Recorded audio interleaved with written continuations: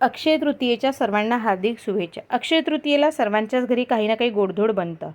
तर आमच्या नागपूर भागाला साठोळ्या, पापड्या या बनतात आणि बाकीसुद्धा गोड पदार्थ जेवणात हे बनतातच। तर आज मी इथे साठोळ्या बनवलेल्या आहेत। या साठोळ्या आरामात 15 दिवस चांगल्या टिकतात आणि खायलासुद्धा अगदी मजेदार आणि खूप जबरदस्त अशा लागतात।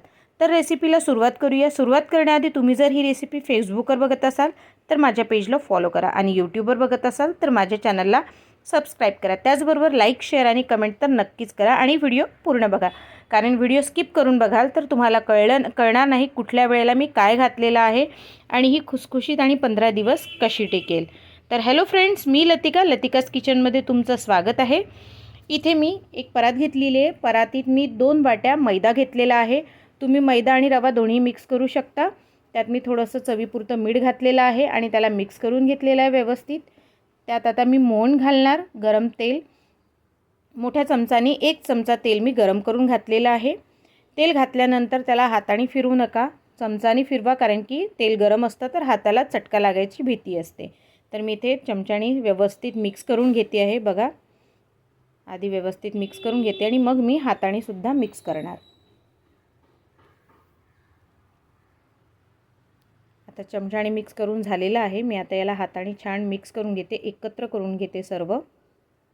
बघा, असं एकत्र करून घ्यायचं आणि थोडं थोडं पाणी घालून याला पुरीसारखं घट्ट मळून घ्यायचं आहे आपल्याला। अगदी सैल मळू नका, कारण की सैल मळाल तर ती जी पुरी आहे ती वरतून क्रिस्पी राहणार नाही।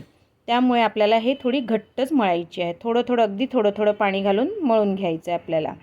तर इथे आता मी पूर्ण डो बनवून घेते आहे।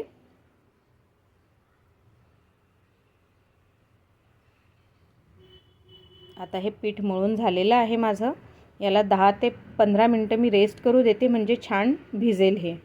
तर याला बाजूला ठेवून द्यायचं आहे आणि या पुरीत भरायसाठी जे स्टफिंग पाहिजे त्याची तयारी करू।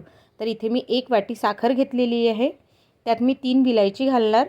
विलायचीमुळे त्या सारणाला खूप छान असं चव आणि सुगंध येतो। आता याला मी बारीक करून घेतलेलं आहे। बघा, अगदी पीठ करून घेतलेलं आहे। आता एक भांडं घेते, त्यात मी हे पिठी साखर घालते आहे, विलायची घातलेलं। आता हे घालून घ्यायचं। 1 वाटी पिठी साखर आहे तर आपल्याला 2 वाटी खोबरा कीस लागेल, हा प्रमाण असतो याचा।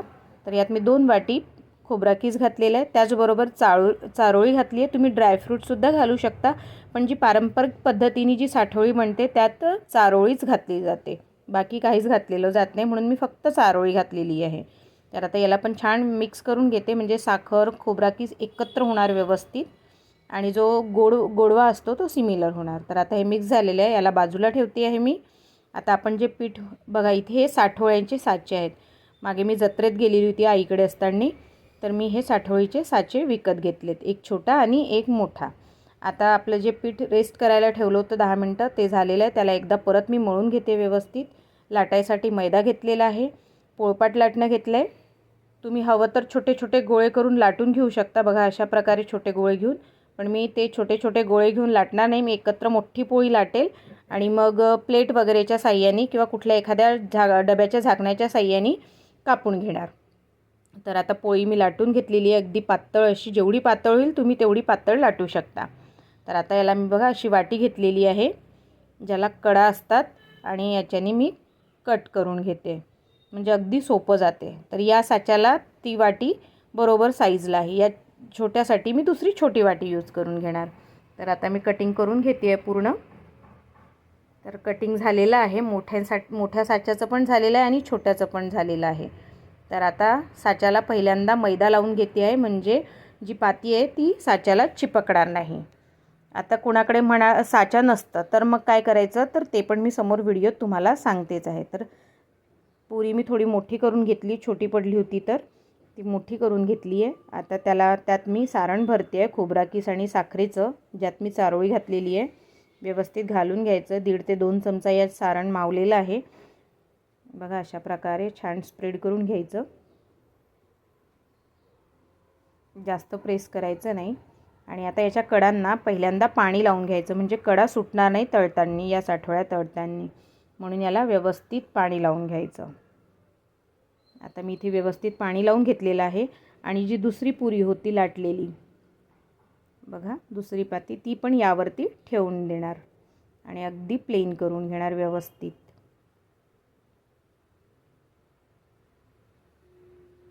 ही प्लेन झालेलं आहे. थोडं प्रेस करून घेणार व्यवस्थित बाजूबाजूनी कडांना, म्हणजे त्या फुटणार नाही तळताना.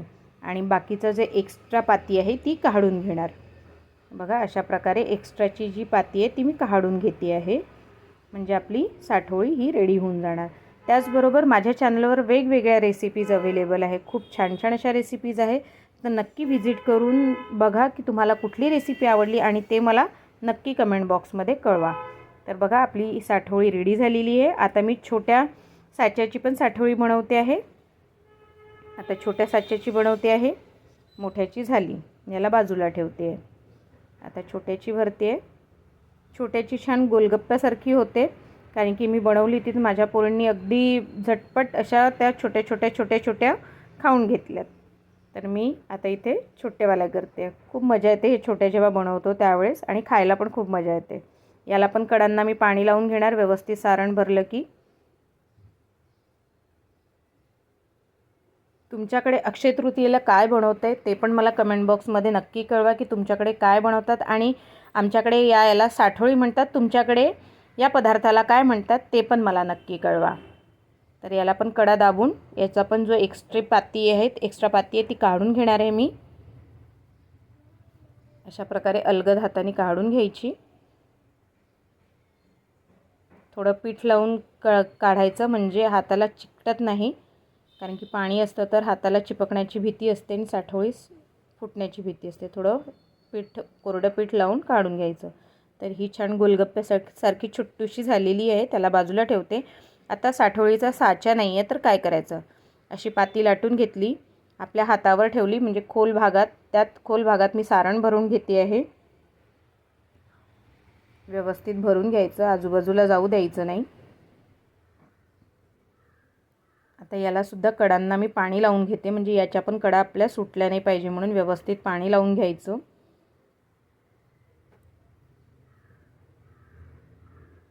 बघा अशा प्रकारे पाणी लावून घ्यायचं आणि त्यावर दुसरी पाती ठेवायची.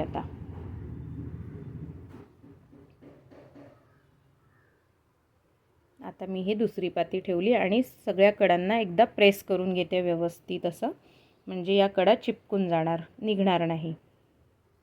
तुम्ही हवं तर अशा सुद्धा तळू शकता, किंवा मग याला थोडीशी डिझाईन देते. तर कोरड्या पिठाचा हात घेतला आहे मी आणि याला असं गोलगोल करून प्रेस करणार, म्हणजे छान डिझाईन पण बनते. बघा अशा प्रकारे करून घ्यायचं. आता पूर्ण याला मी करून घेते आहे. बघा अशा प्रकारे मी करून घेतलेली आहे.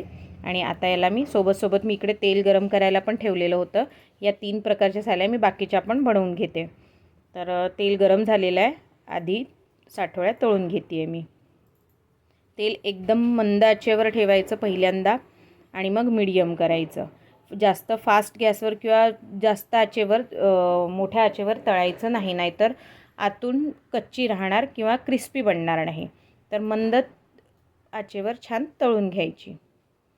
पहिल्यांदा मी मंद आचेवर तळून घेते आहे, म्हणजे जी पाती आहे ती खूप छान क्रिस्पी अशी होते. आता याला पलटून तळून घेते, गोल्डन ब्राऊन होतपर्यंत छान तळून घ्यायची व्यवस्थित अशी.